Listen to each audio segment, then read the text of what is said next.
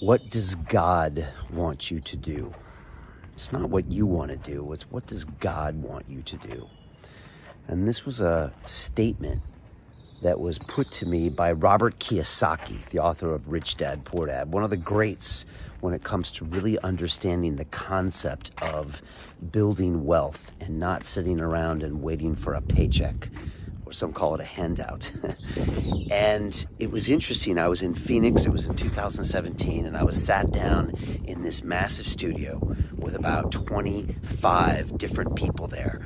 I remember one of the assistants came over and said, "Would you like something to drink?" And I was like, "Yeah, I'd like a Diet Coke." And they had a little microphone and they said, "Talent needs a Diet Coke. Talent needs a Diet Coke." And I was like, "Oh, wow, this is very professional. I'm the talent."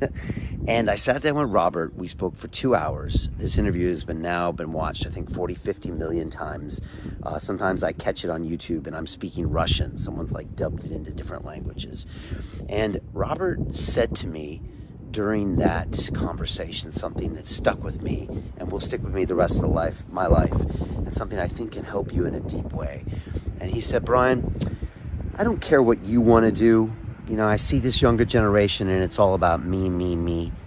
He said, "What you need to do is you need to go and find out what God wants you to do.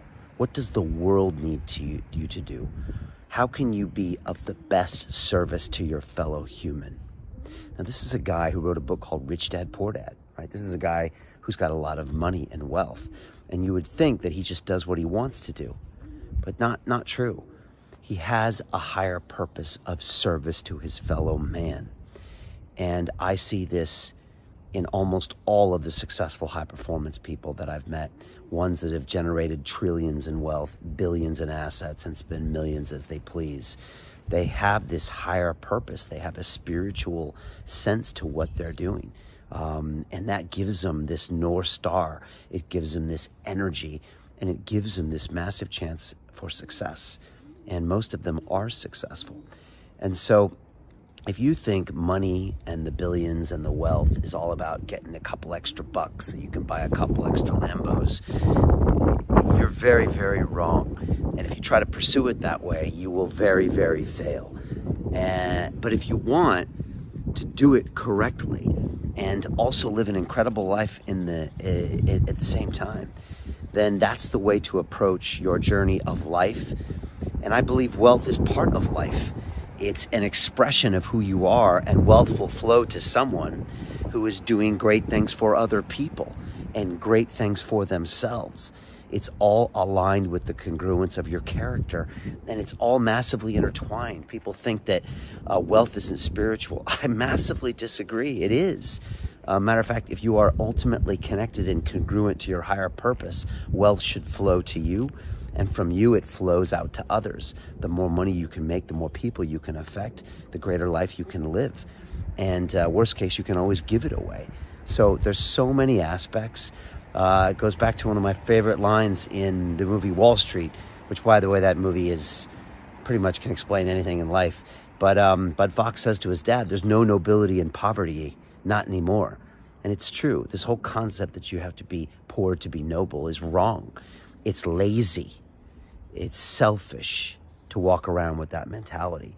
You should generate abundance around you and have it for all around you, and have a North Star that has a higher purpose. And when you do that, wealth will flow to you. So those are my thoughts on the day.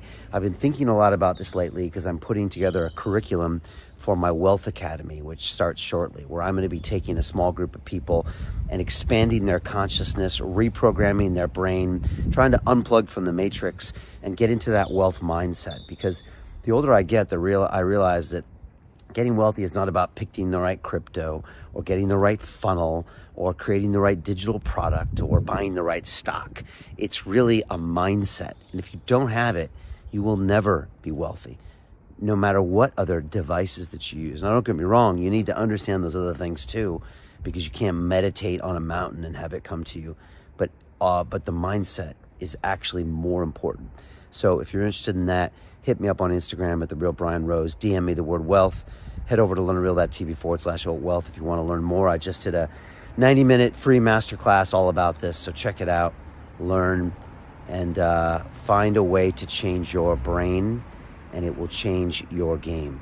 And you can really bring wealth into your life in so many aspects and live a completely different life as to one of just scarcity and stress and anxiety. It's not worth it, and nobody has to live that way. If you do, it's your choice.